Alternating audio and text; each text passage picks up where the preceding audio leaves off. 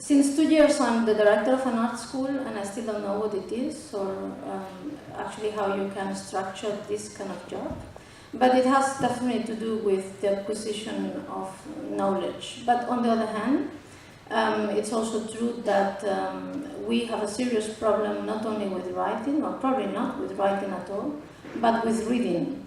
And the last years I've been obsessing about something that it took me quite a while to understand. I've been always like giving talks and talking about how many of us have been obsessed with the production of knowledge, and talking and addressing the idea that knowledge could be produced as you produce other objects in any sort of fabrication.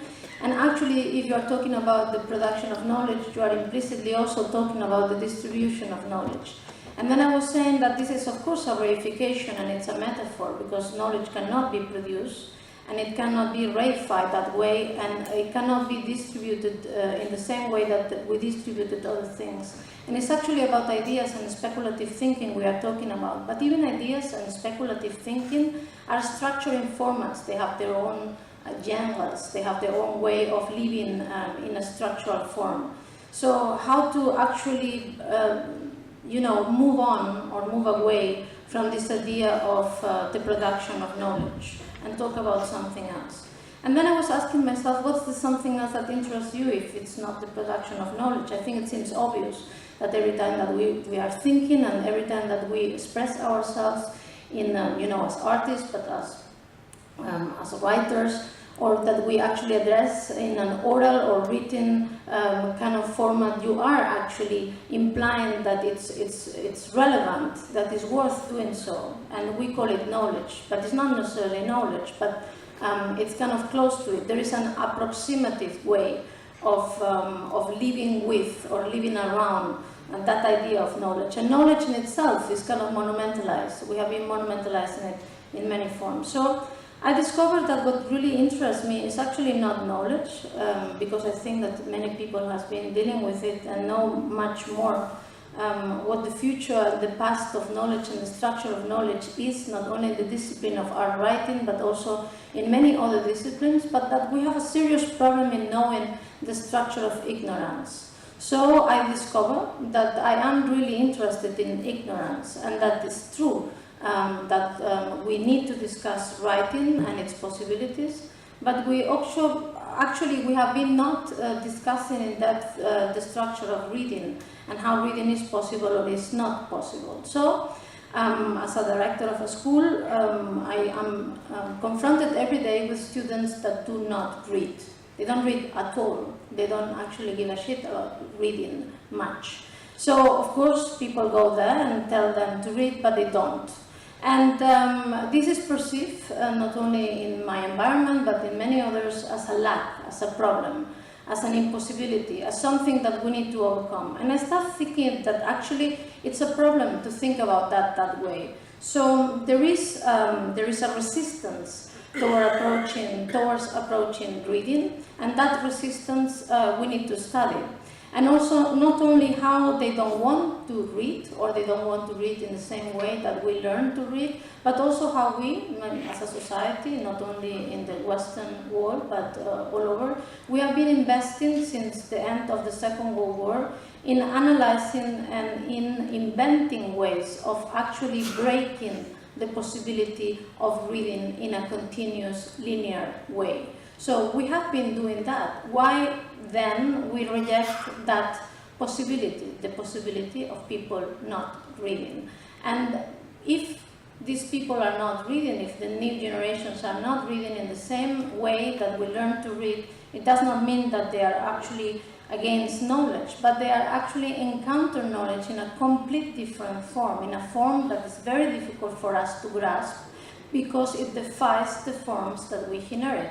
The form of linearity, the form of the argumentative way of posing an idea, a counter idea, of summarizing it, and so on and so forth. So I think we are in front of the most important and the most interesting question of the future, which is exactly what does it mean, this new form of ignorance, and how this new form of ignorance, which is a willful one, has bear a direct relationship with both modernity, but also what it comes after the modern. So I started being in touch with two artists, I think two historical, I couldn't, you cannot address this structure of the ignorance in a linear way. I think I cannot come here and defend it. I'm interested by the question.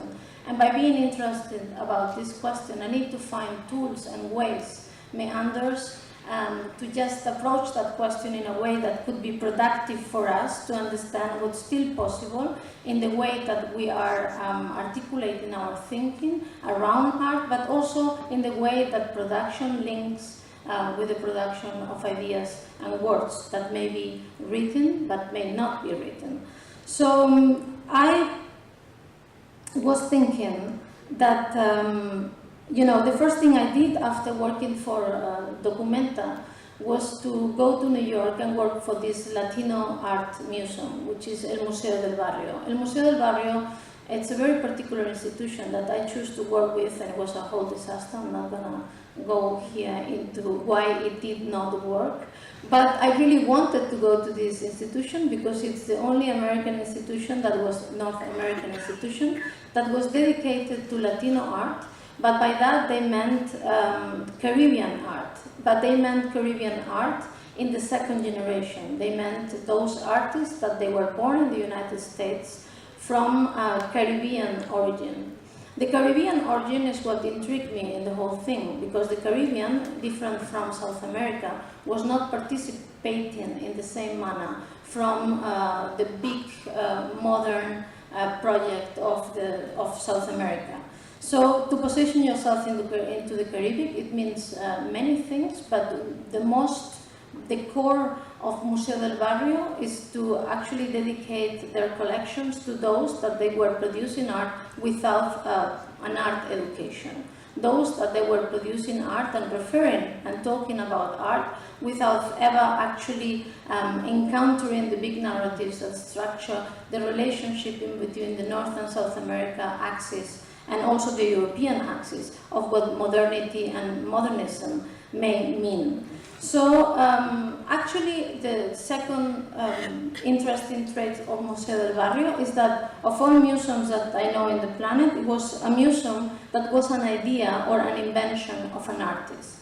So the artist, Rafael Montañez Ortiz, was a Puerto Rican artist that in 1967, under the request of the parents that they were in a high school in the PS 21 in Bronx in New York, decided that the only exercise, he was a teacher, he was an art teacher in a high school, that the only thing that he could give to those that wanted to find a way to bridge the experience at home and the experience at the street, like the kind of Anglo-Saxon or American, the English-speaking context with the Spanish-speaking one, but not only that, but also the bridges in between the two cultures. The parents thought that they needed to create some sort of an alternative space.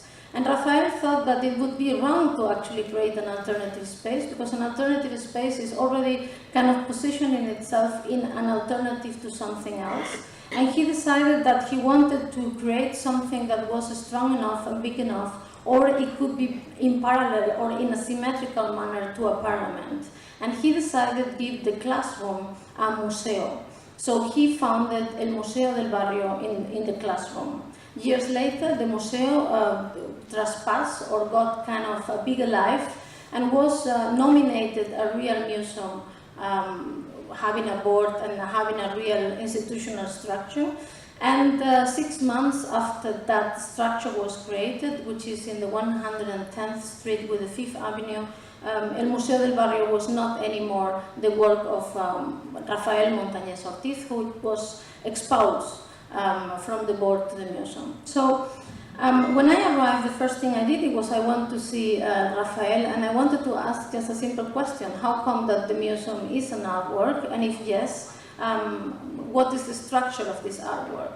And then he said, you know, I'm very happy to meet you. I know that you have been there for 6 months, and you probably are going to last there in between 1 or 2.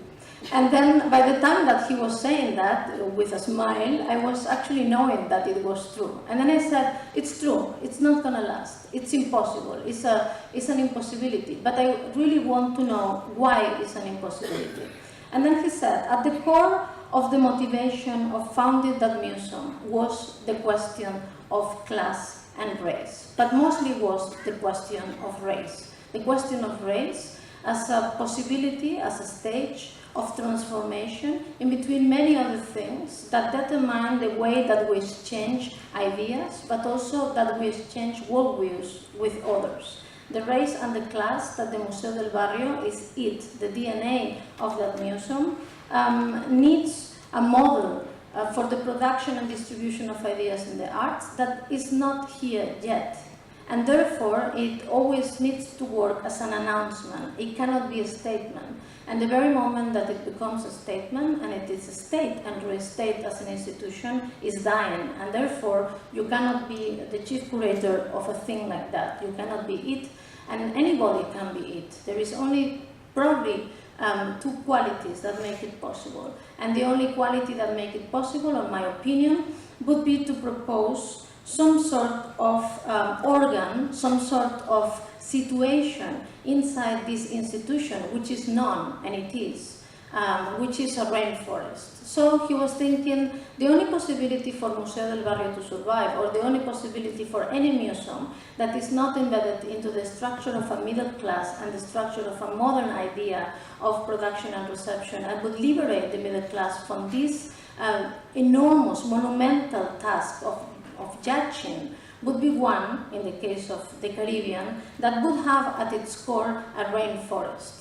So I think that was the text that I proposed when they asked me to text to give to you to read. So that's why I wrote that text called Octopus in Love, because it took me some months to understand what Raphael meant, this idea of positioning a rainforest at the core of an institution that is not yet there, and an institution that cannot be state, but actually need to be invoked as a possibility. And the possibility was to produce a situation with art and art exchange could happen, also dealing with the most problematic question, which for him, and probably for me as well, is the question of race. And second of all, the question of ignorance, not an ignorance of those that they have no knowledge, but the ignorance of those that possess knowledge and still don't know. So he was, of course, thinking that the rainforest was not the equivalent of some sort of a scenario. So he was very funny, because he was saying,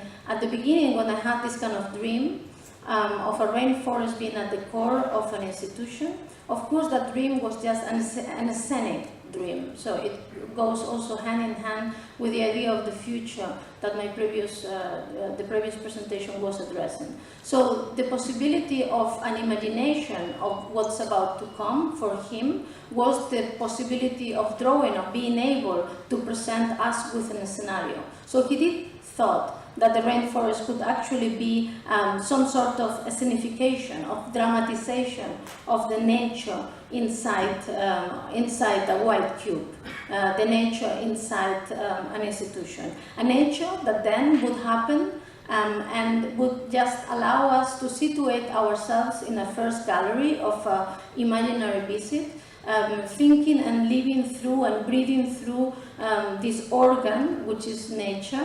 And it's not actually a forest, but a rainforest that is kind of even less of a form of nature than a forest itself. So he thought, he was trying a couple of things with other artists and installation-wise and so on and so forth, till he decided actually to give up because he thought that this idea was actually a thinking idea, that this idea was an idea that was there not to organize a possibility, but to disorganize a possibility that was given to him. So he needed to disorganize the knowledge. He needed to organize what we know in order to put us, let's see, in a state of mind where you don't know, but the powerful experience would put you through a disconnection of something that I think is crucial to understand also my idea of, or my interest versus ignorance, a disconnection in between awareness and will.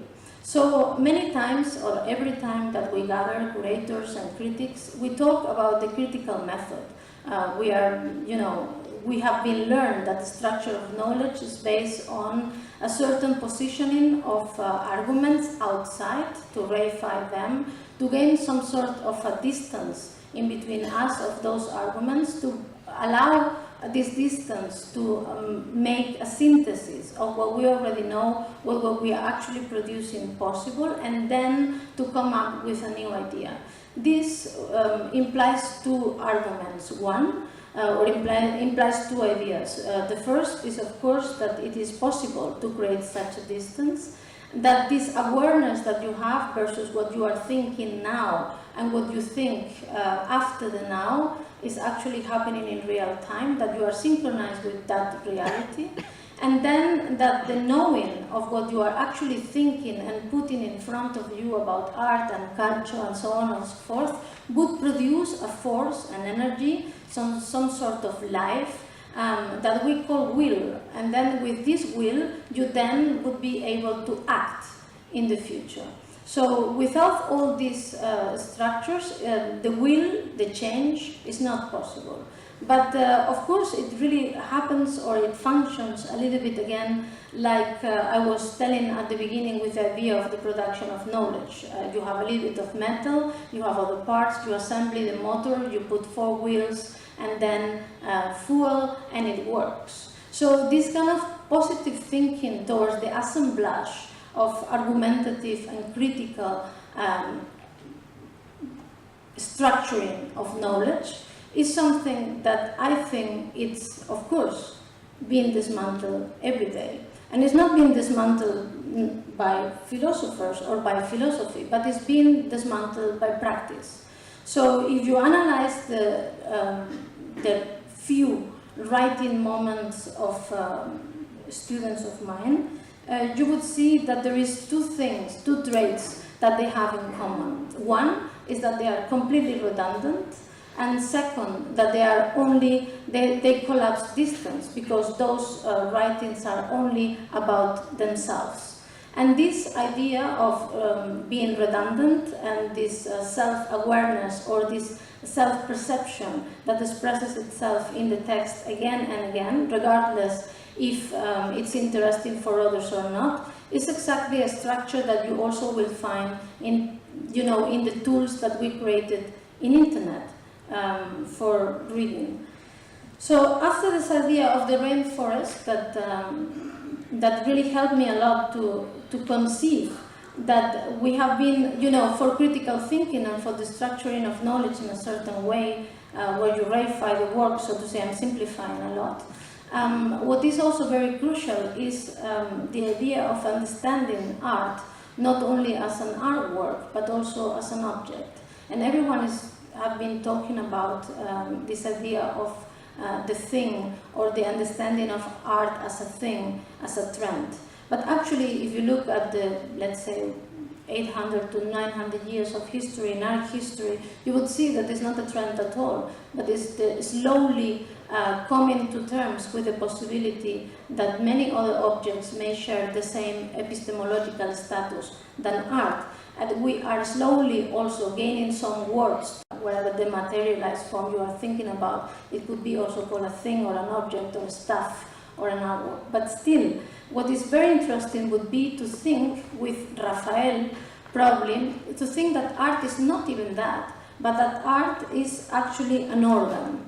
That art is an organ, like a rainforest is an organ of the planet or an organ of nature, and that organ has been kind of perfectioning itself in an immunological way through the course of history, not for us to perceive it, not for us to have aesthetic experience of it, and then a judgment or a thinking or a writing about or around it, but it's an organ that has been developed with us or in coexistence with us to do the contrary operation, actually for that organ to perceive us, to gain a perfection or to gain skills in order for art to perceive our society, our culture, our language, and even our condition as a human. So this idea of reversing or thinking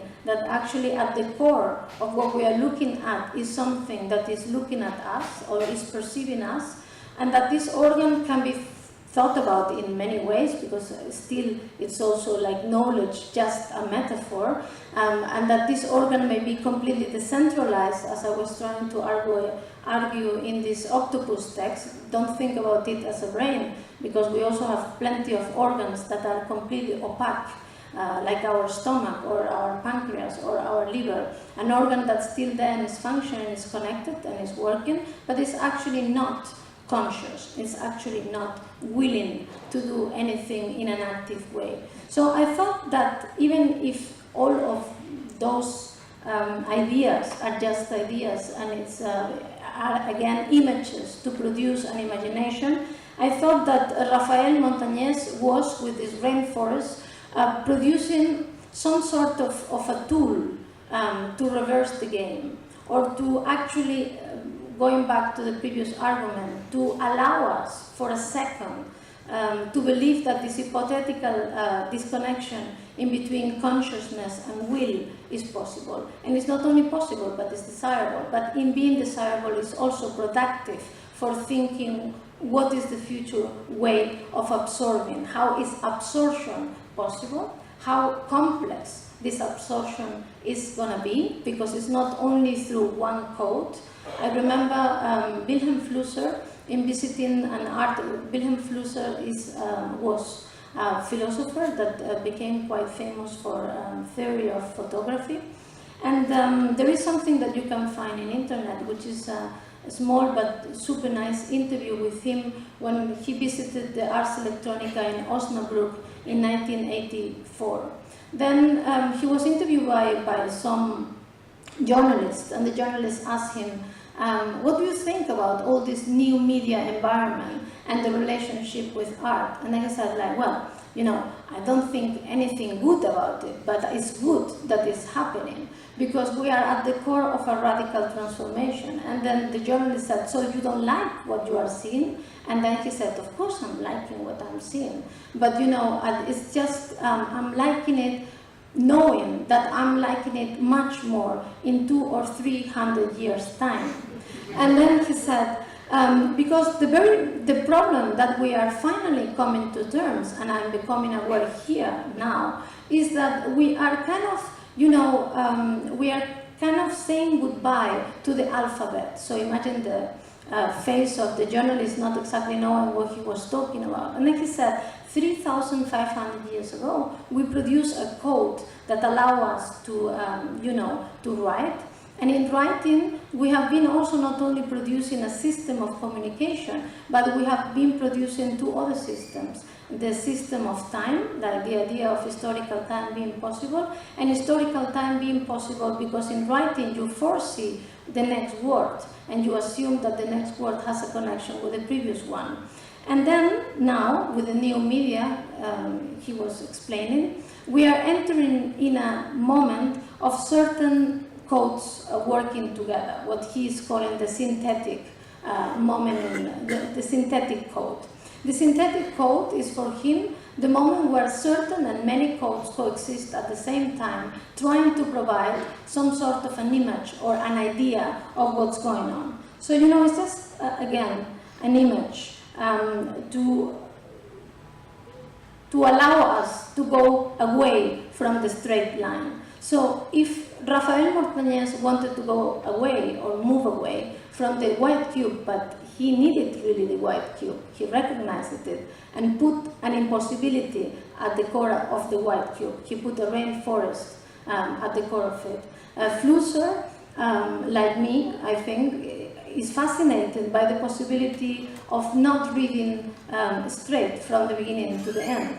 And if you look at the history and development of technology, you would see that, as early as the mid-60s, the hyperlink has been invented and has been kind of in place as we know it today. And the hyperlink, which is a major investment that took years, not only as an idea, but also as a development, is nothing else than trying to break the straight line, try you not to read in the same way that we were reading.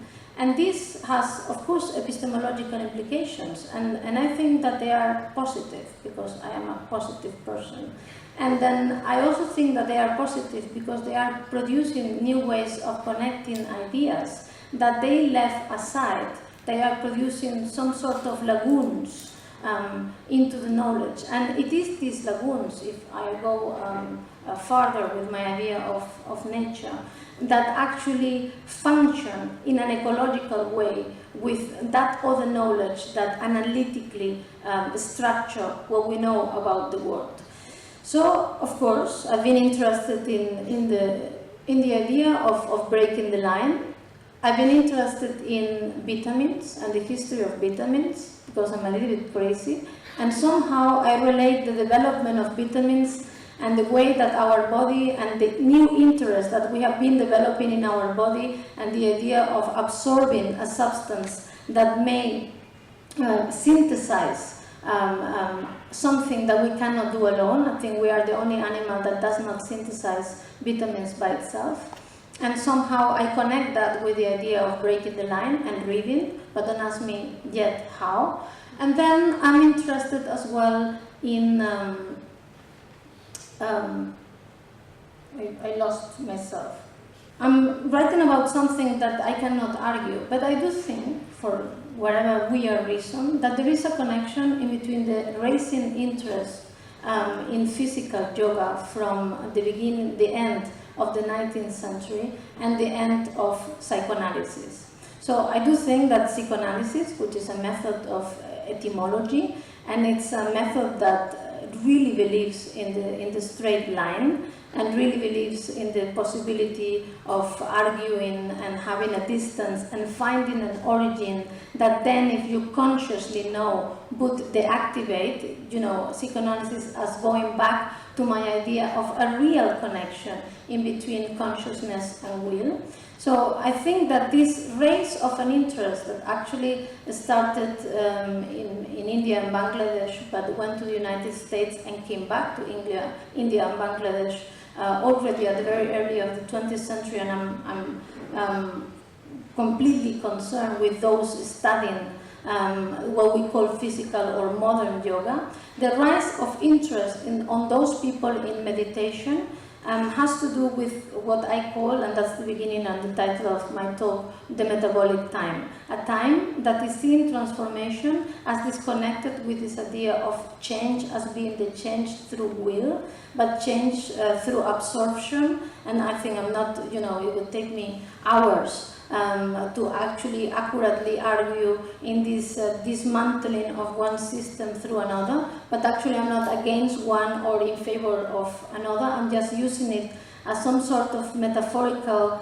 positioning of the mind into what I call the exercise. And this exercise, which is actually an exercise in disconnecting what we want to do, but we actually do not know about it, but has nothing to do with the unconscious. But it has to do with the possibility of exercising and being absorbed by that organ that I call art in order to understand, probably, again, race and the future of the humankind. So, I stop it here.